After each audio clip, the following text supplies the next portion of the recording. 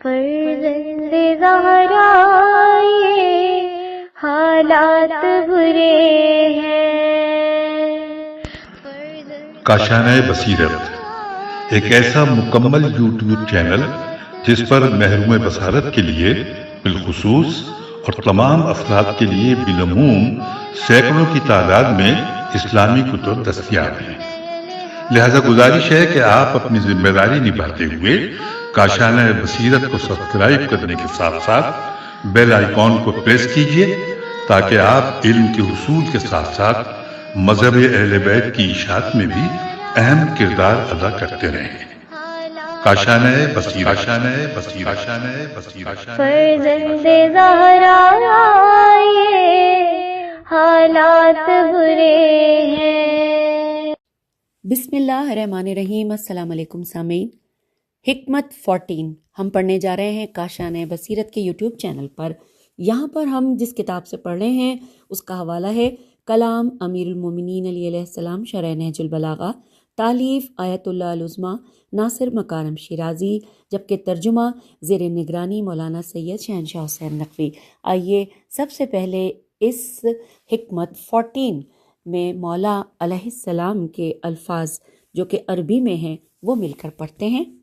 قال علیہ السلام من ضیعہ الاقرب اتیح له الابعد۔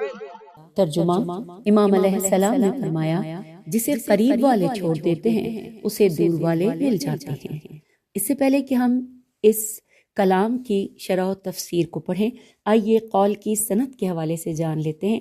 لکھا ہے کتاب نہایت العرب کے مصنف نے اس قول کو امام علی علیہ السلام کے چند ایک دوسرے اقوال کے ساتھ نقل کیا ہے، جس سے معلوم ہوتا ہے کہ انہوں نے یہ تمام اقوال نہج البلاغہ کے علاوہ کسی اور ماخذ سے لیے ہیں۔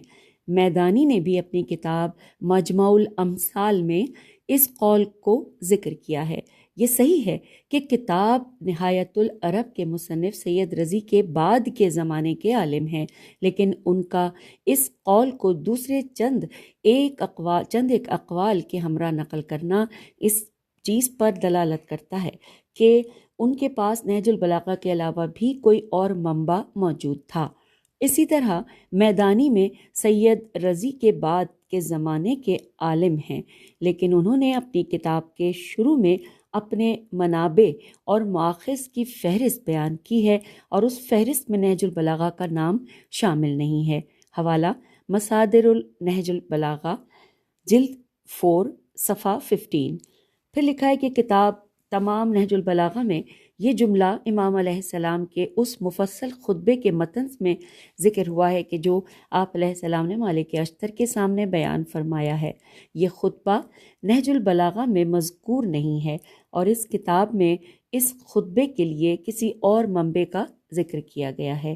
حوالہ تمام نہج البلاغہ صفحہ 740۔ اور اب آئیے شرح و تفسیر کی جانب چلتے ہیں۔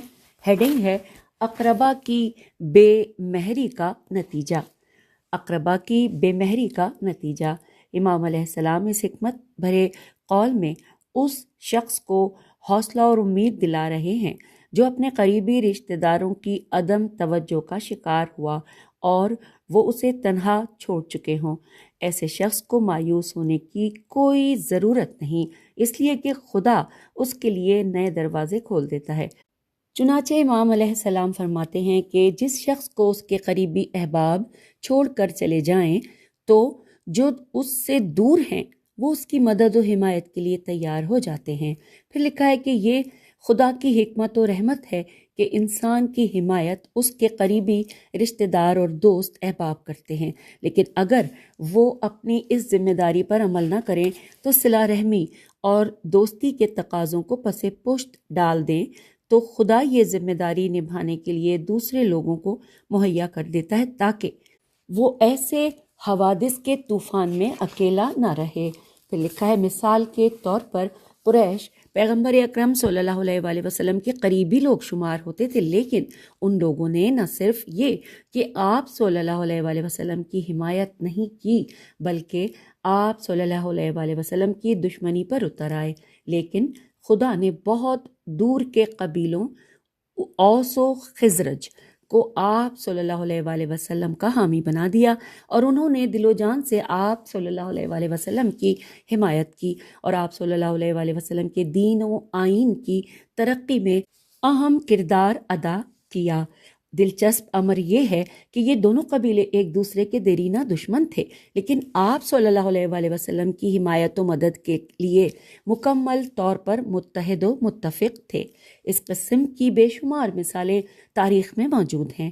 حضرت امام جعفر صادق علیہ السلام سے منقول ایک بہت ہی خوبصورت حدیث میں آپ علیہ السلام لوگوں کو تسلی و امید دلانے کی غرض سے فرماتے ہیں کہ جس سے تمہیں بہت امید ہو اس کی نسبت جس سے تمہیں کوئی امید نہ ہو اس سے زیادہ امید رکھو۔ اس حدیث کے ذیل میں حضرت موسیٰ علیہ السلام کی داستان بیان کرتے ہوئے امام علیہ السلام فرماتے ہیں کہ حضرت موسیٰ علیہ السلام آگ لینے اس درخت تک گئے جس سے روشنی آ رہی تھی، لیکن وہاں آپ علیہ السلام کو نبوت کی ذمہ داری عطا کر دی گئی۔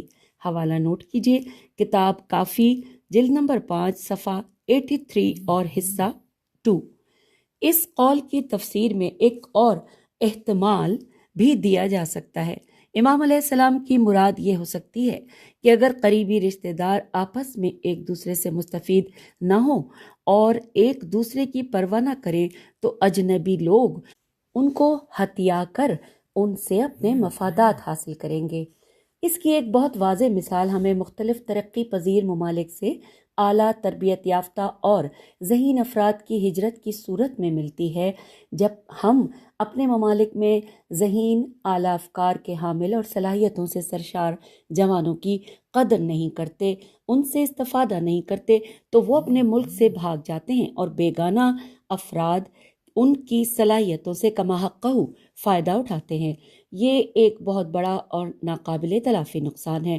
گویا پہلی تفسیر اکیلے رہ جانے والوں کو تسلی اور امید دلا رہی ہے، جبکہ دوسری تفسیر ساتھ چھوڑنے والوں کو سرزنش کر رہی ہے۔ اگرچہ پہلی تفسیر زیادہ مناسب ہے، لیکن ان دونوں تفسیروں کو ہم آہنگ کرنا بھی ممکن ہے۔ اجازت دیجیے۔ اللہم صلی علی محمد وآل محمد وعجل فرج۔